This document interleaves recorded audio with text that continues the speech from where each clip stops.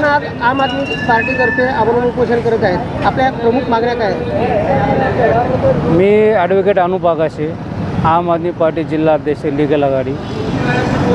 माझ्या एकूण 14 मागण्या आहेत, ज्यामध्ये पहिली मागणी अशी आहे की नांदेड जिल्ह्यातील महानगरपालिका हद्दीमध्ये जे बी रुग्णालय आहेत त्यांनी दर्शनी भागामध्ये फलक लावण्यात यावे, दरपत्रक ते लावण्यात आले नाहीत। अशा हॉस्पिटलची चौकशी करून मान्यता रद्द करावी। तसेच उपायुक्त अजितपाल सिंह संधू याची 2008 ते आजपर्यंत त्यांची नियुक्ती गलत आहे, त्यांच्या नियुक्ती चौकशी करून संबंधित अधिकाऱ्यांना गुन्हा दाखल करून त्यांनासुद्धा निलंबित करण्यात यावे। तसेच सहाय्यक आयुक्त झोन क्रमांक 2, झोन क्रमांक 3 आणि झोन क्रमांक 4 यांची बदली करून त्यांना त्यांच्या मूळ पदावर पाठवण्यात यावे।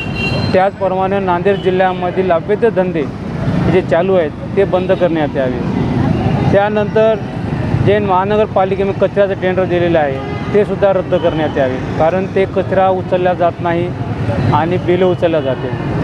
आणि त्याचप्रमाणे नांदेड मनपा हद्दीमध्ये सार्वजनिक बांधकाम विभागामार्फत अशोकराव चव्हाण असताना 700 कोटी कामाचे जे टेंडर काढले होते ते आजपर्यंत पूर्ण झालेले नाहीत, त्या कामाची चौकशी करून गुन्हे दाखल करण्यात यावे।